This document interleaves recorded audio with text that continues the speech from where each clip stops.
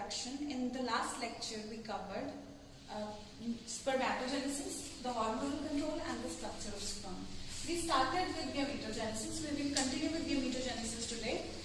Yesterday, we discussed about the male gametogenesis. Today, we will discuss about female gametogenesis. But since I told you that this topic is very important, I will quickly revise this topic with you. Gametogenesis, generation of gametes, or we can say the formation of gametes. Gametogenesis, I told you, we use the term spermatogenesis in males and oogenesis in females for the generation of female gametes. Spermatogenesis for generation of gametes, formation of male gametes or formation of sperms, and oogenesis for formation of female gametes. Yesterday we discussed about spermatogenesis. Spermatogenesis means the formation of sperms from spermatogonia, which are gamete mother cells, male gamete mother cells we can say, because sperms are formed from these. Now, these spermatogonia which line the seminiferous tubule, seminiferous tubule act as the male gamete mother cells. These cells are haploid. And now these cells will undergo mitosis. Now, we get two types of cells after this mitotic division. Half of the cells continue to divide mitotically. They are referred to as type A cells, whereas the other half of the cells now will participate in the reductional division, that is meiosis. They are referred to as type B cells. Now, since spermatogonia were diploid and primary spermatocytes or the type B cells obtained after the mitotic division of spermatogonia, since they are the result of mitosis, which is equational division, so we obviously know that primary spermatocytes will be diploid. This is an important question again. Now, these primary spermatocytes will now undergo meiosis. And we know that meiosis occurs in two steps. Meiosis or the reductional division occurs in two steps. Now, soon after meiosis 1, we will get two cells from each primary spermatocyte. एक spermatogonia suppose करो दो में divide कर गया mitosis से, आधे तो फिर से माइटोसिस में पार्टिसिपेट कर गए, आधे प्राइमरी स्पर्मेटोसाइट बन गए, which are diploid because they were the result of mitosis. अब इनमें रिडक्शनल डिवीजन शुरू होगी. मियोसिस 1 के बाद हमें पता है एक सेल से दो सेल्स बनते हैं, उसके बाद ये दोनों सेल्स में फिर से मियोसिस 2 होती है, तो फाइनली मियोसिस 1 के बाद 2, मियोसिस 2 के बाद टोटल 2 से 4 बन जाते हैं, है ना. तो अभी मियोसिस 1 ही हो रही है प्राइमरी स्पर्मेटोसाइट में, तो यहाँ से दो सेल्स बन जाएंगे जिनको हम कहेंगे सेकेंडरी स्पर्मेटोसाइट. लेकिन मियोसिस 1 हो चुकी है. हमें पता है कि मियोसिस 1 होने के बाद ये जो सेल्स ऑब्टेन होते हैं वो क्या होते हैं, haploid. Now secondary spermatocytes will now undergo meiosis 2, the second phase of meiosis. उसके बाद हमें जो सेल्स ऑब्टेन होते हैं वो होते हैं स्पर्मेटिड्स. तो ये भी क्या होंगे, ऑब्वियसली हैप्लॉइड. अब ये जो मैंने अभी तक इनकी हैप्लॉइडी के बारे में बताया, ये सारे इंपॉर्टेंट क्वेश्चन है. स्पर्मेटोगोनिया की प्लॉइडी क्या है, डिप्लॉइड है. प्राइमरी स्पर्मेटोसाइट क्योंकि ये माइटोसिस से ही बने हैं तो डिप्लॉइड है, ये डिप्लॉइड, ये डिप्लॉइड. इसके बाद मियोसिस 1 स्टार्ट हो जाती है. तो पहले हैप्लॉइड सेल्स जो हमें इस चार्ट में दिखाई देते हैं वो है सेकेंडरी स्पर्मेटोसाइट. फिर इनमें जब मियोसिस 2 हो जाती है तो हमें कुछ हैप्लॉइड ही सेल्स और ऑब्टेन हो जाते हैं. वो नॉन मोटाइल होते हैं इस तरीके से, क्योंकि सिंपल, अभी तो सिंपल डिवीजन ही हुआ है, तो इन सेल्स को अभी हम क्या बोलते हैं, स्पर्मेटिड्स. ठीक है. अब ये स्पर्मेटिड्स जो होते हैं इनमें डिफरेंशिएशन होगी. ये अभी नॉन मोटाइल गोल गोल से सेल थे जो मूव नहीं कर सकते, ये दे will gate differentiated into motile sperms. Motile मतलब जो मूव कर सकते हैं, जो स्विम कर सकते हैं, तो दे will get converted into sperms. Now ये पूरा स्टेप जो था कि formation of sperms from spermatogonia, this entire process is known as spermatogenesis. Formation of sperms from spermatogonia is known as spermatogenesis. But this particular step where spermatids get differentiated to form, where non-motile spermatids get differentiated to form sperms. This step is known as spermiogenesis. Fine. और spermiation भी मैंने आपको बताया था कि Sertoli cells में ये sperms अपना, सर्टोली सेल के अंदर ये स्पर्म अपना हेड एम्बेड कर लेते हैं और मैचुरेशन के बाद यहाँ से जब बाहर निकलते हैं, यहाँ से हेड बाहर निकालने के प्रोसेस को हम क्या बोलते हैं? स्पर्मिएशन. ठीक है. देन अब इस सब का हार्मोनल कंट्रोल कैसे होता है, क्यों होता है, कैसे स्टिमुलेट होता है कि ये सारा प्रोसेस परफॉर्म हो जाए? हाइपोथैलेमस जो मैंने आपको बताया था कि is the connecting link between nervous system and endocrine system, the part lying below the thalamus. ठीक है. तो ये हाइपोथैलेमस अब रिलीज करेगा गोनाडोट्रोपिन रिलीजिंग हार्मोन, यानी कि कौन से हार्मोन्स रिलीज करवाने वाला है ये? गोनाडोट्रोपिन्स को. ये GnRH यानी कि gonadotropin releasing hormone will act on anterior pituitary. Anterior pituitary will be stimulated by gonadotropin releasing hormone to release gonadotropins. So anterior pituitary released gonadotropins. Which two gonadotropins it released? LH and FSH. LH also known as ICSH. LH stands for luteinizing hormone, and we can also call it ICSH, interstitial cell stimulating hormone, because I explained you very well that Leydig cells are the interstitial cells lying in the testis, right? Which lie in the interstitium. That is the interstitial cells. The other gonadotropin released by anterior pituitary is FSH, or the follicle stimulating hormone. Now, this LH or ICSH, will act on the interstitial cells. That is why the name is interstitial cell stimulating hormone. तो ये किस पे act करेगा? Interstitial cells पे. कौन से हैं interstitial cells? Leydig cells. तो लेडिक सेल्स के ऊपर एक्ट करेगा. तो लेडिक सेल्स क्या रिलीज करेंगे? एंड्रोजन, टेस्टोस्टेरोन यानी एंड्रोजन. ठीक है. एंड्रोजन यानी male sex hormone. Andro stands for male, तो मेल सेक्स हार्मोन्स. तो वी पर्टिकुलरली नो कि here we talking mainly about testosterone. तो लेडिक सेल्स ने क्या रिलीज किया? एंड्रोजन. अब ये एंड्रोजन इंटरस्टिशियम में पड़े हुए लेडिक सेल्स यानी कि इंटरस्टिशियल सेल्स या लेडिक सेल्स, उनको कुछ भी कह सकते हैं, मेनली लेडिक सेल्स कहना बेटर रहेगा.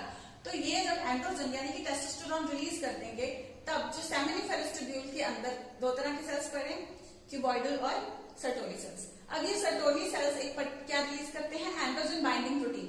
तो ये एंड्रोजन बाइंडिंग प्रोटीन इस जो टेस्टोस्टेरोन जो बाहर इंटरस्टिशियम में रिलीज हो रहा है, इसको अंदर अट्रैक्ट कर लेगा. जब इसको अंदर अट्रैक्ट करेगा ये protein, androgen binding protein Sertoli cells ने रिलीज किया. एंड्रोजन बाइंडिंग प्रोटीन उसके अंदर सेमिनिफेरस ट्यूब्यूल के अंदर कंसंट्रेशन बढ़ गया, which attracts testosterone inside, because androgen binding protein which wants to bind to what? Androgen. So this androgen or testosterone will enter the seminiferous tubule now. So अब इस testosterone की concentration seminiferous tubule के अंदर बढ़ जाएगी. तो seminiferous tubule के अंदर सर्टोली सेल्स के अलावा और कौन से सेल्स पड़े हैं? Cuboidal epithelium. तो अब ये क्यूबॉइडल एपिथेलियम जब when they will be exposed to this androgen or testosterone, they will now be stimulated to perform this particular function, or we can say they will be stimulated to form sperms. ठीक है. Spermatogenesis को वो क्या करेगा? Stimulate कर देते हैं इस तरीके से एंड्रोजन्स. क्लियर. दूसरी तरफ ये वाला पर्टिकुलर प्रोसेस डिवीजन इसमें स्टिमुलेट कर दी कि डिवीजन शुरू हो जाए, लेकिन अब पहले तो सर्टोली सेल्स ने एंड्रोजन बाइंडिंग प्रोटीन रिलीज करके एंड्रोजन को अंदर इकट्ठा कर लिया, ये डिवीजन करने के लिए. अब डिफरेंशिएशन करने के लिए भी सर्टोली सेल्स ही कुछ करेंगे. क्या करेंगे? पहले तो, लेकिन सर्टोली सेल्स को स्टिमुलेट भी तो करना पड़ेगा वो कुछ चीजें रिलीज करने के लिए. तो एंटीरियर पिट्यूटरी ने एक तरफ तो LH या ICSH रिलीज किया था, जिसके कारण ये सारा फंक्शन परफॉर्म हो गया, स्पर्मेटोजेनेसिस परफॉर्म हो गया. तो दूसरी तरफ अब FSH भी रिलीज करेगा एंटीरियर पिट्यूटरी, दूसरा गोनाडोट्रोपिन. तो ये गोनाडोट्रोपिन जिसका नाम है FSH या फॉलिकल स्टिमुलेटिंग हार्मोन, अब ये एक्ट करेगा सर्टोली सेल्स के ऊपर. पिरामिडल शेप सेल्स जिनकी हमने बात की थी, जो एंड्रोजन बाइंडिंग प्रोटीन भी रिलीज कर रहे थे, तो वही सर्टोली सेल्स अब कुछ ऐसे फैक्टर्स रिलीज करेंगे कि वो इसकी डिफरेंशिएशन यानी कि स्पर्मियोजेनेसिस में भी हेल्प करेंगे. कुछ ऐसे फैक्टर्स, कुछ ऐसे केमिकल्स वो रिलीज करेंगे कि स्पर्मियोजेनेसिस का प्रोसेस भी बहुत अच्छे से हो जाए और प्रॉपर शेप एंड साइज वाले स्पर्म्स प्रोड्यूस हो जाए, वो स्पर्मेटिड से स्पर्म्स बनेंगे जो उनमें हेल्प करेंगे ये फैक्टर्स जो सर्टोली सेल से रिलीज हो रहे हैं. I hope you have understood till here. Although I'm revising this thing, but still because it is an important topic and also a volatile topic, that is why I'm enforcing the topic by revising it with you. Now, अभी जब हमने बात की कि spermatid sperms में convert हो जाते हैं, तो इसमें मैंने आपको बताया था एक सेल ही होता है, सिंपल नॉन मोटाइल गोल सा सेल होता है. उसी सेल के अंदर डिफरेंट सेल ऑर्गेनेलिज होते हैं. अब वो डिफरेंट सेल ऑर्गेनेलिज कौन सी चीज कहाँ पे गई स्पर्म बनने के लिए, तो वो सब हम डिस्कस करेंगे, प्लस साथ ही स्पर्म का स्ट्रक्चर भी डिस्कस हो जाता है. अब जनरली अगर स्ट्रक्चर की बात करें तो हेड, मिडिल पीस और टेल है इसमें. हेड, नेक, मिडिल पीस और टेल. ठीक है. अगर हम यहाँ पे हेड से यानी कि टॉप से बात करें तो हेड के अंदर होगा न्यूक्लियस. तो इसके हेड के ऊपर इसने कैप ली हुई है. कौन सी कैप? गोल्गी एपरेटस जो है वो किसमें कन्वर्ट हो गया? एक्रोसोम में. एक्रोसोम जो इसका कैप लाइक स्ट्रक्चर है जो इसके हेड के ऊपर कवर कर रहा है इसको, इसके अंदर काफी सारे एंजाइम्स होते हैं. ये एंजाइम्स इसके तब काम आएंगे जब इसने फीमेल गैमीट को पेनिट्रेट करना होगा, क्योंकि फीमेल गैमीट के भी अंदर जो न्यूक्लियस है उसके साथ जाके इसके न्यूक्लियस ने फ्यूज करना होगा. तो उसके लिए उसके बाहर जो लेयर्स हैं उनको डिसॉल्व करके जाना होगा अंदर. तो उसके डिसोल्यूशन के लिए, उसको डिसॉल्व करने के लिए, यानी कि एक तरीके से हम कह सकते हैं कि इसकी सारी लेयर्स को पेनिट्रेट करने के लिए उनको डिसॉल्व करना पड़ेगा. तो उसको डिसॉल्व करने के लिए इस एक्रोसोम के अंदर कुछ एंजाइम्स होते हैं. So acrosome at this point of time we can say contains certain enzymes so as to fertilize the egg. ठीक है, so as to penetrate the ovum we can say. Then इसके आगे nucleus, जो main head का bulk portion जो बनाता है nucleus. Nucleus के अंदर होगा सारा क्रोमेटिन मटेरियल या हम कह सकते हैं जेनेटिक मटेरियल, डीएनए वगैरह. ठीक है, डीएनए. तो ये न्यूक्लियस होता है जिससे हम कह सकते हैं कि फादर का जेनेटिक मटेरियल फीटस तक पहुंचता है. So this is the nucleus which carries father's genetic material so as to take certain characters, so as to carry certain characters from father to the fetus. ठीक है, to the next generation. Then centrioles का क्या बनता है? Centrioles एक proximal centriole, एक proximal centriole immediately बिल्कुल इसके नीचे होता है. आपको जनरली डिस्टल सेंट्रियोल पे क्वेश्चन है. डिस्टल सेंट्रियोल जो है वो नेक पोर्शन के अंदर होगा. यहाँ पे जो हल्का सा आपको इनवेजिनेशन अंदर से जा रहा दिखता है, तो ये इस पोर्शन को हम नेक पोर्शन बोल देते हैं. इस नेक पोर्शन के अंदर यहाँ पे डिस्टल सेंट्रियोल पड़ा हुआ है. डिस्टल सेंट्रियोल जो है that will give rise to a flagella. ये फ्लैजेला बनाएगा पूरा. ठीक है, तो ये distal centriole will give rise to a flagella. और इसी फ्लैजेला ये यानी कि अब ये टेल, ये वाला जो पोर्शन है फ्लैजेला, तो ये नेक से लेकर के इसके लास्ट तक यानी मिडिल पीस में भी एक्सटेंड हो जाएगा और टेल तक, लास्ट तक जाएगा. और मिडिल पोर्शन जो होता है इसमें हमें क्या दिखाई देता है कि माइटोकॉन्ड्रिया जो है, mitochondria which is known as the power house of the cell, वो इसके अराउंड, इसी टेल के अराउंड मिडिल पीस में इसको सराउंड कर रहा है. माइटोकॉन्ड्रिया में मैंने आपको स्पेशली बताया था कि इसके माइटोकॉन्ड्रिया के लिए हम स्पेशल टर्म यूज करते हैं नेबनकर्न. ठीक है, तो माइटोकॉन्ड्रिया का जो फंक्शन होता है एनर्जी प्रोवाइड करना. एनर्जी किसके लिए चाहिए? क्योंकि इसकी विग्रस मोटिलिटी चाहिए, प्रॉपर इसमें स्पीड होनी चाहिए so as to fertilize the ovum. तो वो प्रोवाइड करने के लिए इसको वो अटेन करने के लिए इसको जो एनर्जी चाहिए वो इस माइटोकॉन्ड्रिया से या नेबनकर्न से मिलेगी. अब हमने डिस्कस कर लिया गोल्गी का क्या बना, न्यूक्लियस का क्या बना, सेंट्रियोल्स, माइटोकॉन्ड्रिया. और क्या रहेगा सेल मेम्ब्रेन और साइटोप्लाज्म की अगर बात करें, साइटोप्लाज्म हल्की सी शीट बना देता है और कहाँ पे मेनली टेल रीजन पे ज्यादा इकट्ठा हो जाता है. और सेल मेम्ब्रेन इसको सारे को सराउंड कर रही है. ये आप देख ही सकते हो, यहाँ पे सेल मेम्ब्रेन, यहाँ पे सेल मेम्ब्रेन, इस पोर्शन में भी सेल मेम्ब्रेन. तो सेल मेम्ब्रेन यहाँ पे आप देख रहे हो कि इसको कवर कर रही है ना. और ये टेल जैसे फ्लैजेला का फंक्शन वैसे ही मोटिलिटी होता है, मूवमेंट में हेल्प करना. तो यहाँ पे भी वो मूवमेंट में ही हेल्प कर रही है टेल, जो स्पर्म की टेल है. Clear? I hope everything is clear to you.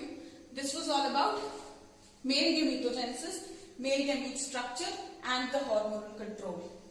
और इसमें डिफरेंशिएशन का पूरा हमने देखा कि कौन सा ऑर्गन, गोल्गी, नेक्रोसोम, न्यूक्लियस यहीं पे है, देन सेंट्रियोल्स नेक पोर्शन में, और जिसने फ्लैजेला भी बनाया, then mitochondria, nebenkern in the middle piece, and we also studied about cytoplasm and cell membrane. What all happened to the different cell organelles, we discussed about it. In short, we can say that we discussed about the differentiation or spermiogenesis, and we discussed the structure of sperm. This is an important diagram for your examination point of view also. I drew it in a simpler form. You can also draw it like this, but you can just show some sort of chromatin material over here in nucleus. Just to clarify it, I did not do a lot of hodgepodge over there. You can just have a look on this. We will start on with the female gametogenesis or oogenesis now.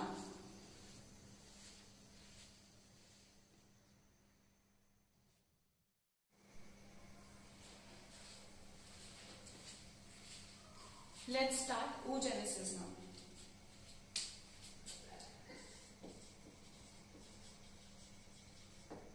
जैसे male gamete formation को spermatogenesis कह रहे थे, female gamete formation को oogenesis कहेंगे. मैंने ये spermatogenesis retain रखा है ताकि आप लोग कंपैरेटिव लर्निंग कर सको, इससे रिलेट करके लर्न करो तो वो आपको थोड़ा इजी हो जाएगा. तो इजी वाला टॉपिक जो इससे रिलेट करके कर सकते हो वो मैं पहले करा रही हूँ. उसमें जो चेंजेस हैं या एडिशंस हैं वो फिर बताती हूँ. तो अभी oogonia, जैसे यहाँ पे स्पर्मेटोगोनिया तो यहाँ पे होंगे oogonia. फर्क क्या है? अब ये प्रोसेस स्पर्मेटोजेनेसिस का जो प्रोसेस है ये होता है स्टार्ट प्यूबर्टी के अंदर. प्यूबर्टी के अंदर स्टार्ट होता है, ठीक है. लेकिन फीमेल गैमीटोजेनेसिस या oogenesis स्टार्ट हो जाता है जब ये फीमेल अपनी मदर के अंदर होती है तब. बिल्कुल, जब ये वाली फीमेल अपनी मदर के अंदर होती है, यानी कि इनकी मदर जो है वो इस फीमेल के साथ प्रेग्नेंट होती है, यानी कि she is about to born, she is in her mother's womb. उस टाइम पे ही oogenesis शुरू हो जाती है. और जब तक इसका बर्थ होता है, जब इसका बर्थ होता है तो इसके अंदर कितने oogonia होते हैं? Nearly 2 million oogonia are present in each ovary at the time of birth, and no more oogonia are added.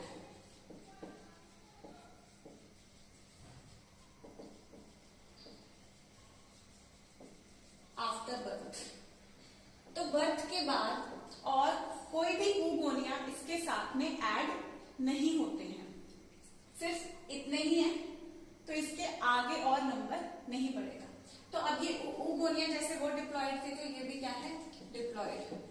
They were sperm mother cells, gamete mother cells, male gamete mother cells, they are female gamete mother cells. तो इसमें हमने क्या, अब birth तक सिर्फ oogonia तक, यहीं तक डेवलपमेंट हुई है.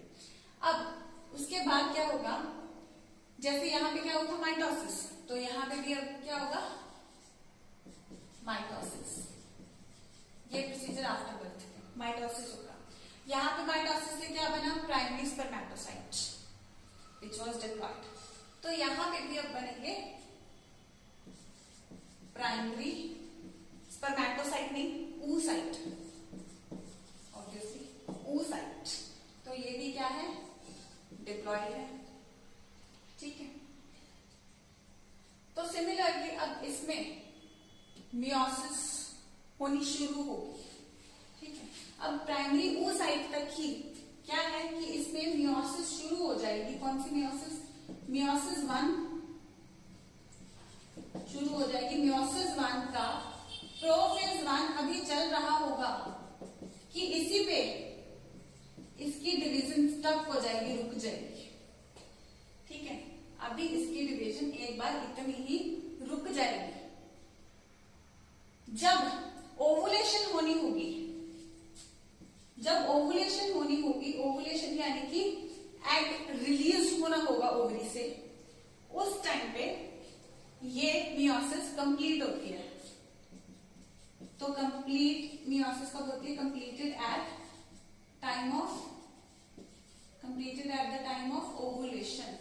ओवुलेशन के टाइम पे ये कंप्लीट होती है. तो जैसे यहाँ पे प्राइमरी स्पर्मेटोसाइट बना था, प्राइमरी oocyte, तो अब मियोसिस 1 के बाद यहाँ पे क्या बनेगा, सेकेंडरी oocyte।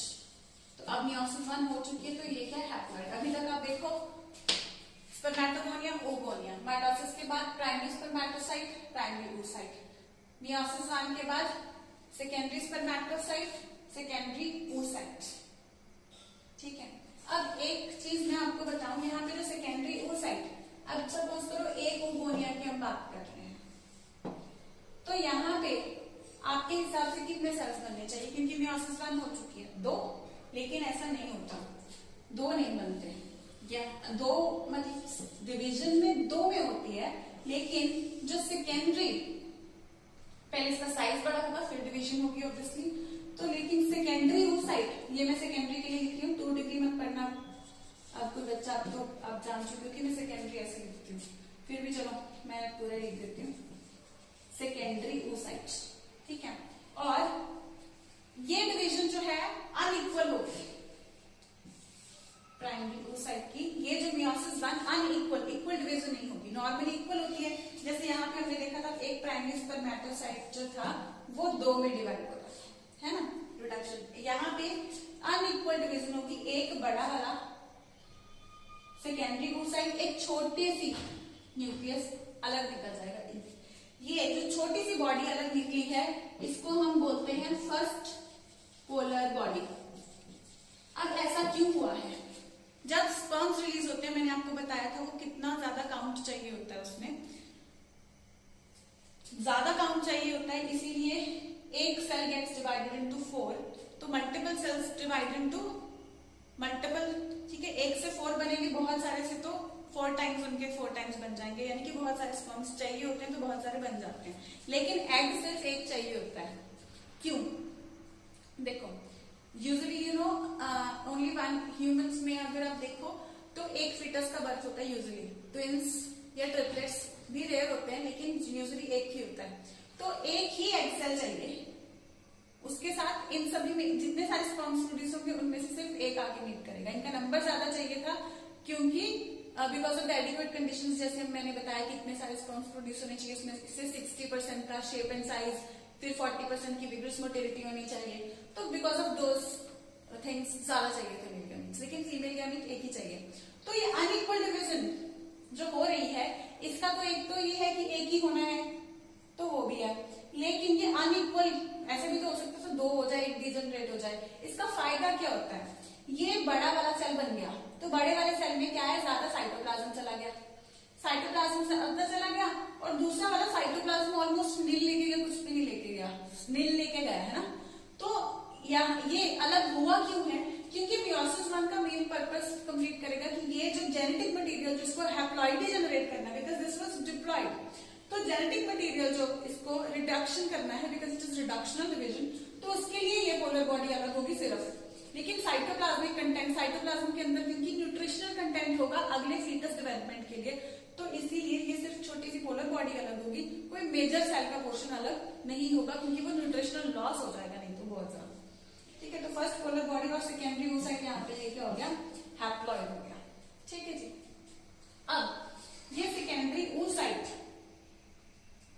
में मियोसिस 2 कब होगी, पहले आपने देखा कि बर्थ से लेकर के प्यूबर्टी तक, प्यूबर्टी में मेंस्ट्रुएशन शुरू होती है, और हर मंथ मेंस्ट्रुअल साइकिल जब होता है, हर मंथ एक एग रिलीज होता है, यानी कि हर मंथ एक बार ओव्यूलेशन होती है, ओव्यूलेशन मतलब एग रिलीज होना, उस टाइम पे जाके मियोसिस 1 कंप्लीट होती है। तो एग रिलीज होते हुए क्या रिलीज हुआ है, मियोसिस 1 कंप्लीट हुई है, और जो रिलीज होता है एग, वो कौन सा रिलीज होता है, वो सेकेंडरी oocyte रिलीज होता है। तो अभी तो मियोसिस 1 ही हुई है, मियोसिस 2 कब होगी, फिर मियोसिस 2 होगी जब इसको स्पर्म पेनिट्रेट कर देगा, तो यहाँ पे मियोसिस 2 जो है ये कब होगी, when sperm penetrates it, sperm जब इसको पेनिट्रेट करेगा, ठीक है, तो तब जाके इसमें मियोसिस 2 कंप्लीट होगी।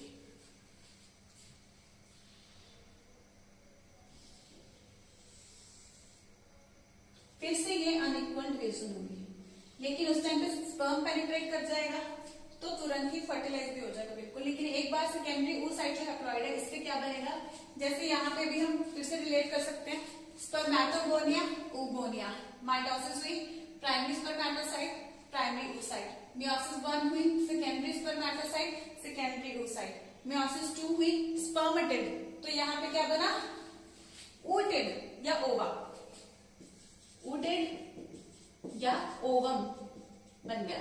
ठीक है, तो अभी क्योंकि स्पर्म पेनिट्रेट कर ही गया है तो एक बार तो उसका जो सेंट्रियोल था वो इसको डिवीजन में भी हेल्प कर देगा। ठीक है, और फिर उसके बाद इसकी भी, क्योंकि दोनों न्यूक्लियस वगैरह फ्यूज कर जाएंगे तो इसकी भी प्रॉपर डिवीजन होकर तुरंत ही जाइगोट बन जाएगा। ठीक है जी, तो ooted या ओवम तब जाके बनता है। ये सेकेंड मियोसिस जो होती है, इसकी मियोसिस 2 ये तब होती है जब स्पर्म पेनिट्रेट करता है। तो इसके ये 2 पॉइंट्स हैं जो थोड़े अलग हैं।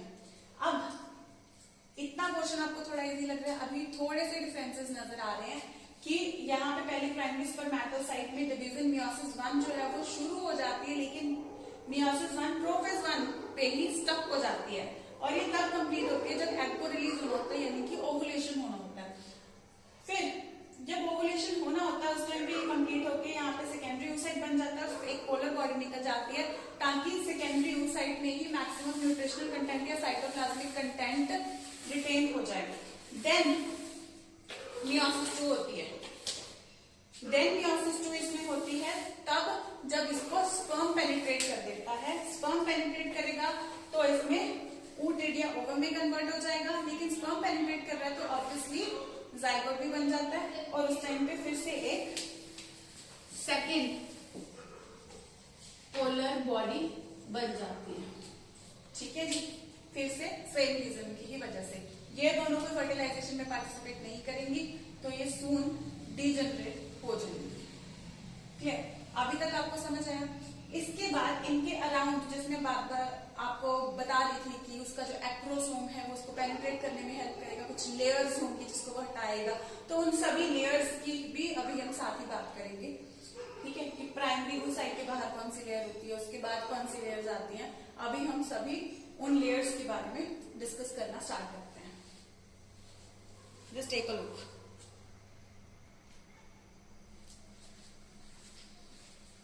तो अभी बच्चों जो एक्स्ट्रा लेयर्स की मैं बात कर रही हूँ तो होता क्या है, जैसे प्राइमरी oocyte बन गया तो primary oocyte gets surrounded by, suppose करो ये एक प्राइमरी oocyte है ना, तो अब this primary oocyte gets surrounded by a layer of sales.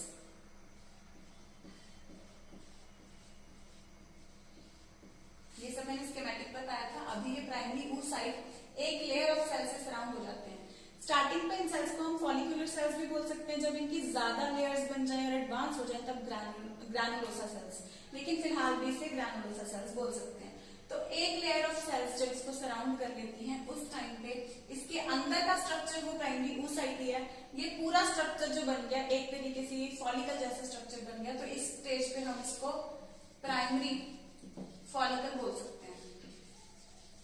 ठीक है, अब ये प्राइमरी फॉलिकल जो है इसके बाद इस प्राइमरी फॉलिकल के अंदर इसके बाहर ये एक लेयर ऑफ सेल्स तो थी, तो इसके अलावा एक और लेयर ऑफ सेल बनना शुरू हो जाती है, लेयर्स बढ़ जाती है सेल्स की। तो इस टाइम पे हम इसको बोलते हैं, यहाँ पे शॉर्ट कट लिख देती हूँ, प्राइमरी फॉलिकल पहले, तो अब हम इसको बोलेंगे सेकेंडरी फॉलिकल। ठीक है, तो अब ये सेकेंडरी फॉलिकल्स जो होंगे देन अब इसका अरेंजमेंट कुछ ऐसे हो जाएगा कि इसमें सेकेंडरी फॉलिकल के टाइम में भी लेयर ऑफ सेल्स भी बढ़े हैं, प्लस एक शीट भी इसके अराउंड आ जाती है, एक शीट भी इसके अराउंड आ जाती है। उस शीट को हम थीका सी, अब क्या हुआ है, मोर लेयर्स ऑफ सेल्स भी हुए हैं प्लस एक थीका, एक शीट सी भी बन गई है इसके बाहर, तब इसको सेकेंडरी फॉलिकल। अब ये जो थीका बनी थी तो ये थीका भी ज्यादा एडवांस हो जाएगी, यानी कि 2 थीका बन जाएंगी और लेयर ऑफ सेल्स भी बन जाएंगी।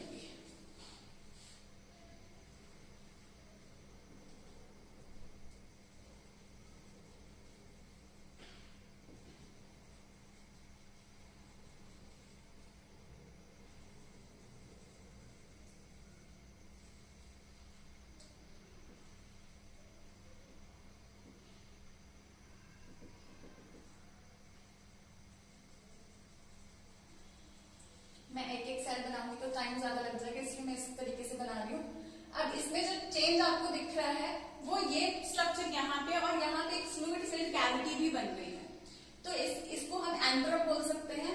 इसमें एक फ्लूइड फिल्ड एंट्रम भी आ गया है, थीका भी डेवलप हो गई है, दो में लेयर्स भी ज्यादा हो गई है और इस तरीके से एक फ्लूइड फिल्ड एंट्रम यानी कि फ्लूइड फिल्ड कैविटी बन गई है।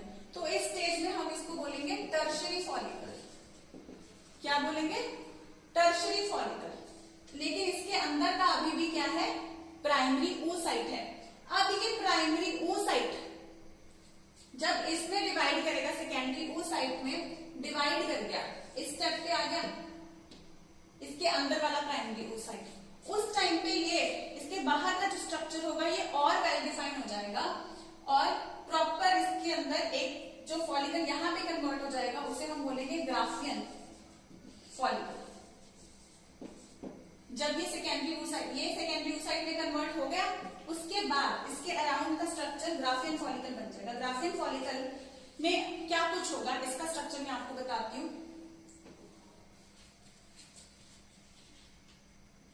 ये सेकेंडरी oocyte हो गया, अब इसके अराउंड एक शीट होगी, ये इसकी क्या हो गई एक तरीके से, ये इसकी सेल मेम्ब्रेन या विटेलाइन मेम्ब्रेन बोल देते हैं इसको, ठीक है।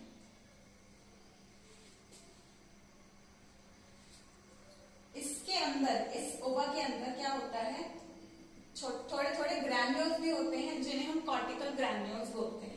अब इस विटेलाइन मेम्ब्रेन या प्लाज्मा मेम्ब्रेन के बाहर एक पूरी शीट, एक लेयर सी बन जाएगी,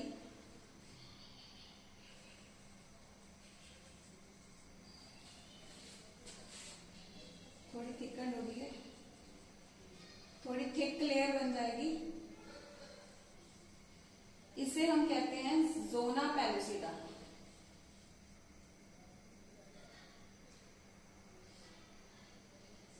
प्लाज्मा मेम्ब्रेन या विटेलाइन मेम्ब्रेन के अंदर वाली, अंदर इधर कॉर्टिकल ग्रैन्यूल्स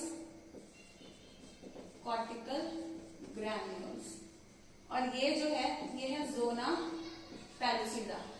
आप मेनली लेयर्स को ध्यान दो, जोना पेलुसिडा है।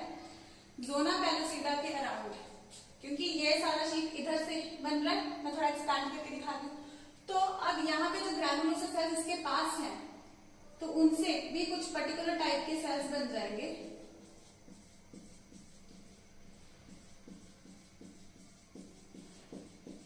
वो ऐसे गोल तो एग्जैक्ट गोल नहीं होते, तो मैं जस्ट आपको स्ट्रक्चर समझाने के लिए वैसे कर रही हूँ।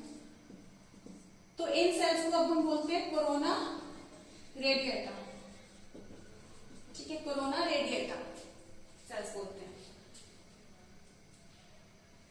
तो जनरल स्ट्रक्चर ऑफ ओवा जो होता है उसको इस तरीके से, जो प्रॉपर ग्राफियन फॉलिकल का उसका अंदर का जो ओवा हम बोलते हैं कि वो कितनी लेयर से सराउंडेड होता है, तो वो जोना पेलुसिडा और ग्राफियन फॉलिकल, जोना पेलुसिडा और कोरोना रेडिएटा के बारे में पर्टिकुलरली बोला जाता है। अब यहाँ पे इसी स्ट्रक्चर को मैं अगर शॉर्टन करके दिखाऊं,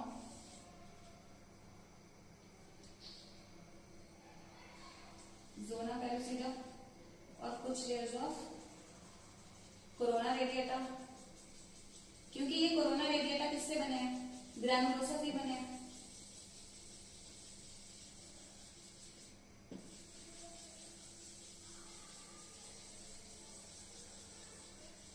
अगर स्ट्रक्चर को आप देखोगे तो ये काफी हद तक उसके जैसा ही है, टर्शियरी फॉलिकल, लेकिन इसमें लेयर्स ज्यादा डेवलप हो गई हैं, ठीक है। और इसके अंदर ये प्रॉपर जोना पेलुसिडा और इसकी कुछ layers of granulosa cells they will get converted into this thing corona radiata. तो अब इसी के अराउंड जो मैं आपको वो बता रही थी थीका, तो इसी के अराउंड यहाँ पे theca, inner theca and outer theca develop हो जाती है, ठीक है। तो जो होगा वो स्पर्म होगा, उसको इतना सारा लेयर पेनिट्रेट करना पड़ेगा। आपका जो एनसीईआरटी में वो इतना ही एक्सप्लेन किया हुआ, ज्यादा नहीं एक्सप्लेन किया हुआ, उसमें भी कॉर्टिकल ग्रैन्यूल्स मेंशन नहीं है। थोड़ा कंसेप्ट क्लैरिफिकेशन करने के लिए मैंने ये एक्सप्लेन किया। ये जो डायग्राम्स हैं, ये एक कट सेक्शन ऑफ ओवरी दिखाया गया है। कट सेक्शन ऑफ ओवरी में मैंने आपको पहले भी बताया था कि ओवरी को अगर हम कट सेक्शन करके देखेंगे उसके अंदर के स्ट्रोमा को हम दो हिस्सों में बांट सकते हैं, कॉर्टेक्स और मेडुला। तो वहां पे आपको एक जो डायग्राम आपके एनसीईआरटी में बनी हुई है वहां पे ये स्ट्रक्चर्स बहुत छोटे छोटे करके दिखाए गए हैं, तो उस तरीके से मैंने यहाँ पे एक्सप्लेन किया। अब यहाँ पे इस ग्राफियन फॉलिकल के अंदर जैसे मैंने आपको बताया कि इसका प्राइमरी oocyte जो है,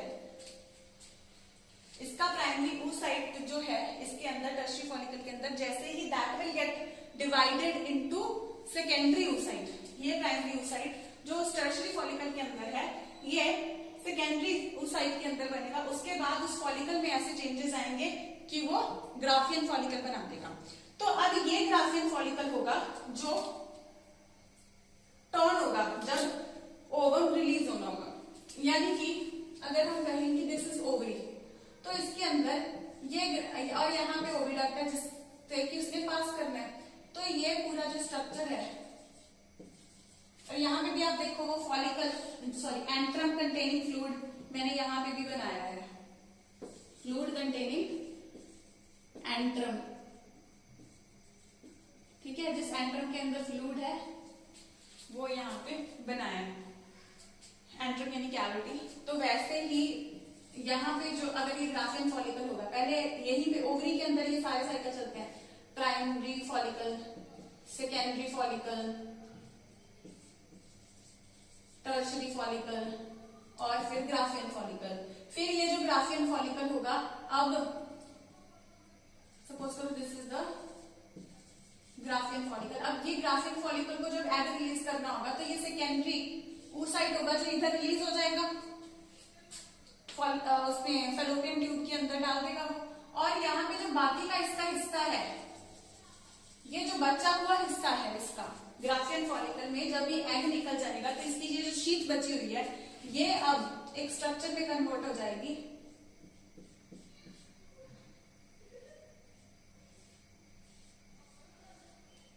इस स्ट्रक्चर को हम बोलते हैं कॉर्पस ल्यूटियम। आई रिपीट, यहाँ पे जब सेकेंडरी oocyte बन गया था, प्राइमरी oocyte तक यहाँ पे primary follicle, secondary follicle, tertiary follicle के अंदर भी कौन सा था, प्राइमरी oocyte ही था। जब प्राइमरी oocyte, ये जो टर्शियरी फॉलिकल के अंदर प्राइमरी oocyte है इसके अंदर जब डिवीजन हो जाएगी और ये क्या बन जाएगा, सेकेंडरी oocyte बन जाएगा, तो अब सेकेंडरी oocyte को सराउंड करने के लिए प्रॉपरली ग्राफियन फॉलिकल बन जाता है, जिसके अंदर हमने देखा कि एग सेल के यानी कि सेकेंडरी oocyte के इमीडिएटली बाहर जोना पेलुसिडा, जोना पेलुसिडा के आगे कोरोना रेडिएटा, ठीक है, तो और उसके बाहर और ग्रैनुलोसा सेल्स, ग्रैनुलोसा सेल्स के बाहर theca, theca interna, theca externa. अब जब ये सेकेंडरी oocyte रिलीज होगा तो इसके साथ में जोना पेलुसिडा और कोरोना रेडिएटा साथ जाएंगे। तभी मैंने आपको बताया हम ये स्ट्रक्चर ड्रॉ करते हैं, जो ओवा का स्ट्रक्चर ऑफ अ मैच्योर ओवा का स्ट्रक्चर बना हुआ है आपके एनसीईआरटी में, वो ये बना हुआ है।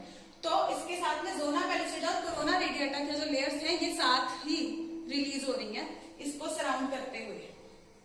तो ये वो चीज है मैच्योर ओवा, या हम कह सकते हैं सेकेंडरी oocyte कंटेनिंग प्रॉपर ये वाला स्ट्रक्चर है जो यहाँ पे फैलोपियन ट्यूब के अंदर एंटर करेगा, ठीक है, यहाँ से इतना पोर्शन इसका जो है वो रिलीज हो जाएगा और बाकी सारे पोर्शन जो है, बाकी सारा पोर्शन ये वाला that will get converted into another structure called corpus luteum। अब corpus luteum का भी एक पर्टिकुलर फंक्शन है, corpus luteum की स्पेलिंग बड़े करके मैं यहाँ पे लिख देती हूँ, corpus luteum। ल्यूटियम का मतलब येलो कलर होता है, जैसे मैंने आपको ल्यूटिया वर्ड पहले करवाया हुआ, ल्यूटिया वर्ड आपके +1 में करवाया हुआ, तो कॉर्पस ल्यूटियम का मतलब भी येलो स्ट्रक्चर है, ठीक है, कॉर्पस का मतलब बॉडी, ल्यूटिया मतलब येलो, तो येलो बॉडी। यार ये येलो बॉडी कॉर्पस ल्यूटियम क्या रिलीज करेगी, क्यों बनी है? अब दो फंक्शन है, एक तो दो फंक्शन के अलग अलग चीजों के, एक तो सेकेंडरी oocyte जो रिलीज हुआ है यहाँ से, सेकेंडरी oocyte जब फैलोपियन ट्यूब के अंदर जाएगा, फैलोपियन ट्यूब के अंदर सबसे पहले क्या है, इनफंडिबुलम, उसके आगे एम्पुला, द ब्रॉडर पार्ट, जो मैंने आपको बताया था कि यहाँ पे फर्टिलाइजेशन होती है, तो उस ब्रॉडर पार्ट एम्पुला में फैलोपियन ट्यूब के ही अंदर है, जो फैलोपियन ट्यूब के अंदर सेकेंडरी oocyte गया, अगर उसको स्पर्म मिल गया वहां पे तो वो ये सेकेंड मियोसिस 2 हो जाएगी। अगर वहां पे मियोसिस 2 हो गई या मियोसिस 2 होने के बाद ओवा बन गया, ओवा बनते ही तुरंत जाइगोट भी बन गया। तो जाइगोट जाके अब यूट्रस के अंदर एम्बेड होगा और प्रेगनेंसी होगी। तो उस प्रेगनेंसी को मेंटेन करने के लिए क्या चाहिए? जैसे मैंने आपको बताया था कि यूट्रस की 3 लेयर्स है, पेरीमेट्रियम, मायोमेट्रियम, एंडोमेट्रियम। एंडोमेट्रियम मैंने आपको बताया था हर मंथ नहीं बनती है प्रेगनेंसी को मेंटेन करने के लिए। अब एक बार तो एंडोमेट्रियम बन जाती है, अगर प्रेगनेंसी नहीं होती तो वो रिलीज शेड हो जाती है।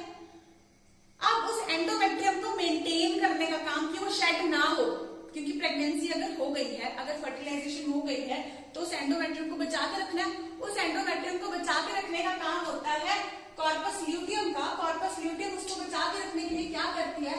ये वाली जो कॉर्पस ल्यूटियम जो ग्राफियन फॉलिकल का बचा हुआ हिस्सा होता है, ग्राफियन फॉलिकल, इसमें से सेकेंडरी oocyte निकल गया, सेकेंडरी oocyte फर्टिलाइजेशन के लिए गया, जाइगोट बनाने गया, इसने तैयारी शुरू कर दी। इस ग्राफियन फॉलिकल का जो बचा हुआ हिस्सा है, इसने कॉर्पस ल्यूटियम नाम की बॉडी बना दी, येलो कलर की कॉर्पस ल्यूटियम नाम की बॉडी बना दी। ये बॉडी कॉर्पस ल्यूटियम अब रिलीज करेगी क्या? प्रोजेस्टेरॉन। आप लोग सोच रहे होंगे कि फीमेल सेक्स हार्मोन में मैंने ईस्ट्रोजन तो बता दिया जनरली, तो प्रोजेस्टेरॉन नहीं पता। प्रोजेस्टेरॉन कौन रिलीज करता है? कॉर्पस ल्यूटियम रिलीज कर रहा है।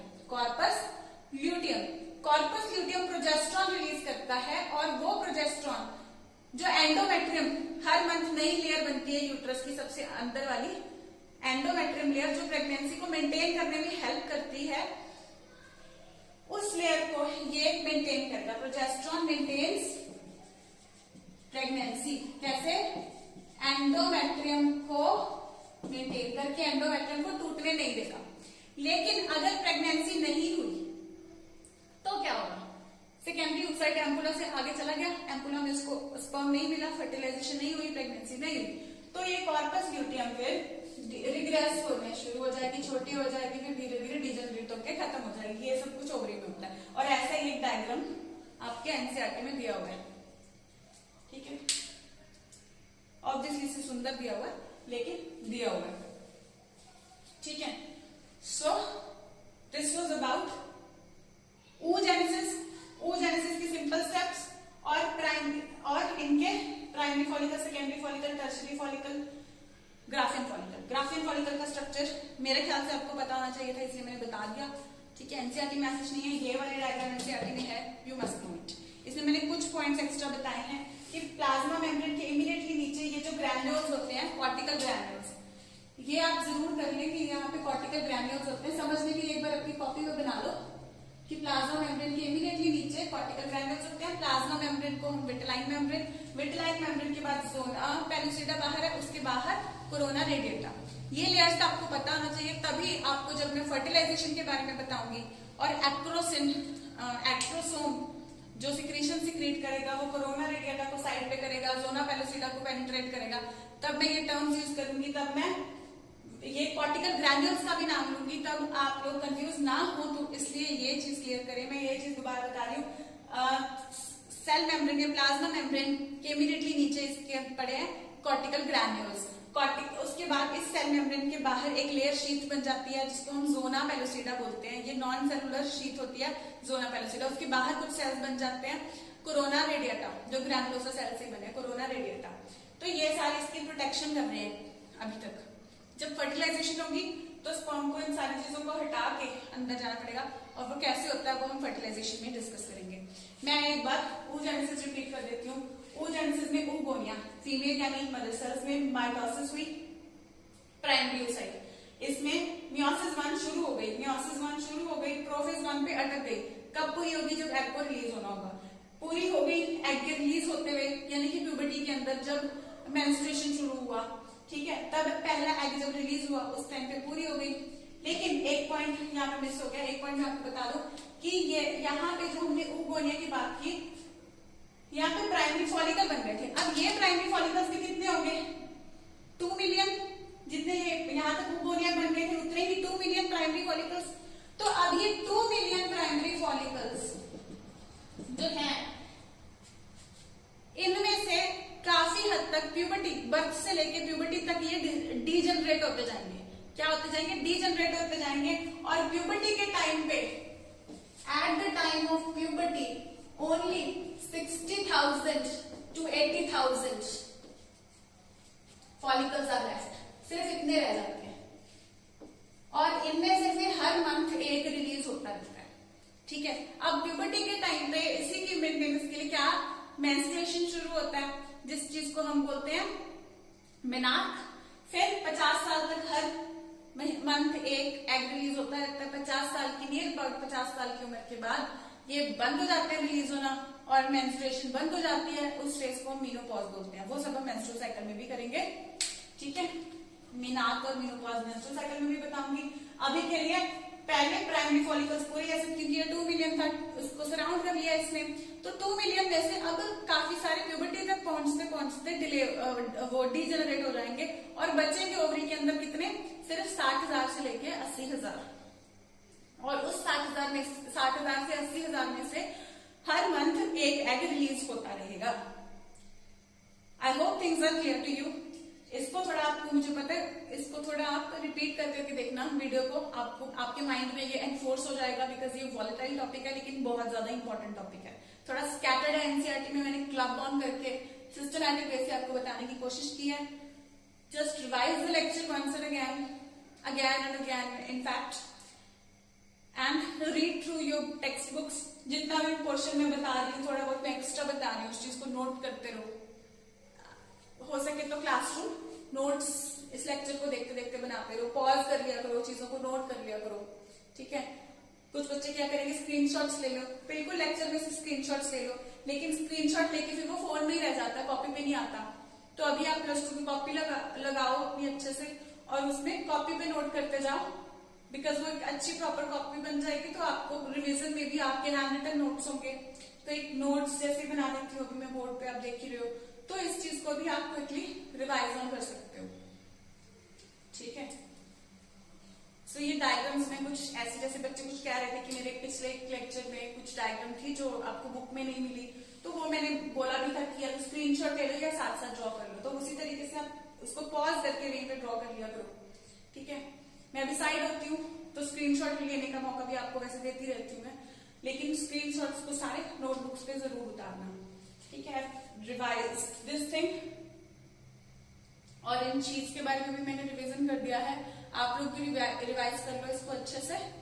ठीक है, all the best, keep studying, keep working hard.